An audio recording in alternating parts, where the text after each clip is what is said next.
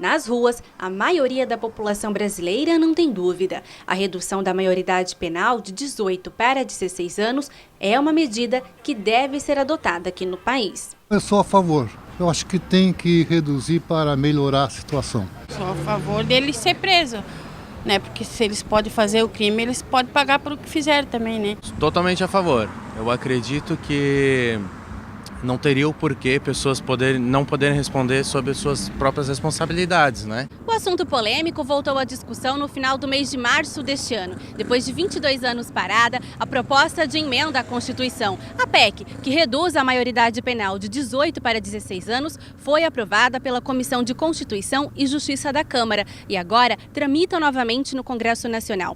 Foram 42 votos a favor e 17 contra. Para virar lei, a PEC precisa passar por votações no plenário da Câmara e também no Senado. Mas antes disso, uma comissão especial criada pela Câmara vai primeiro analisar todo o conteúdo da proposta.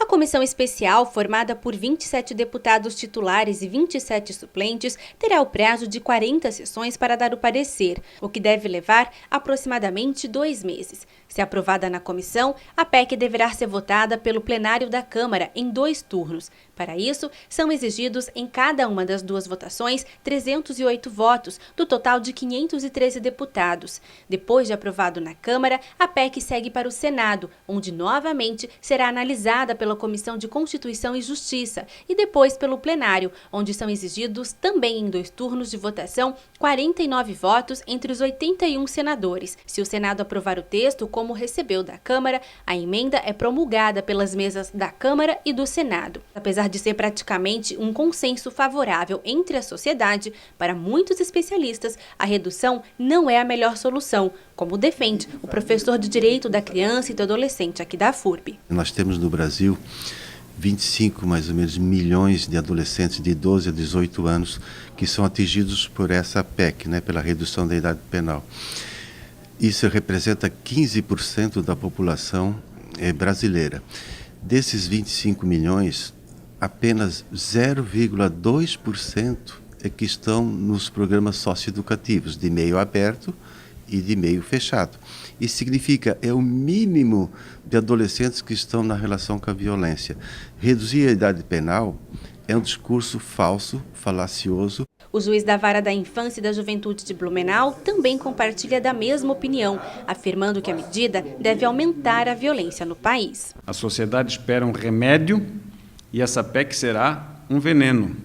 Pelo contrário, a tendência é aumentar a criminalidade violenta, porque nós estaremos inserindo no sistema prisional adolescentes a partir de 16 anos, é a proposta, algumas reduzem para 14, né?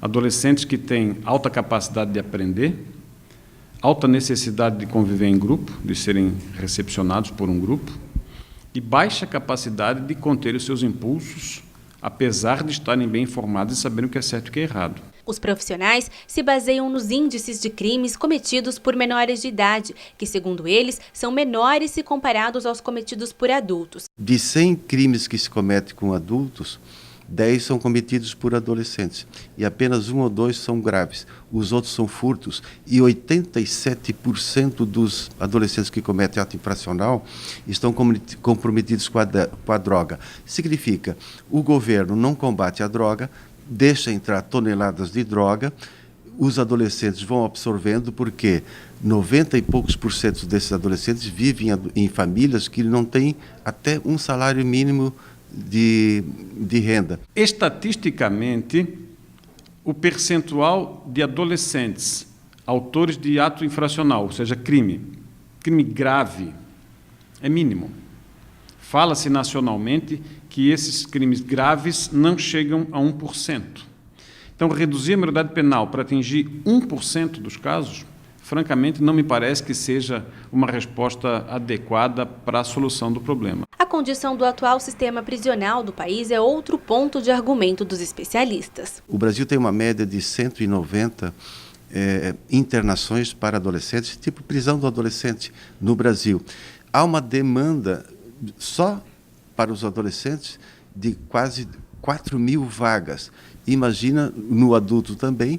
Então, o sistema está falido, não há investimento, não há orçamento. No sistema prisional, encontrarão o cérebro do crime organizado. Se nós tivéssemos prisões que não propiciassem o crime organizado, mas não, a nossa realidade não é essa. Nós temos presídios superlotados no Brasil inteiro e em todos eles há o domínio do crime organizado. O crime organizado vai doutrinar esses adolescentes e vai fazer com que eles voltem às ruas muito mais violentos do que entraram. Então, a segurança pública tende a piorar muito se essa PEC for aprovada. Mas, afinal, existe punição para menores de idade que cometem crimes no Brasil? Como são aplicadas e qual é a melhor solução para este problema? Isto é o que você confere na próxima reportagem.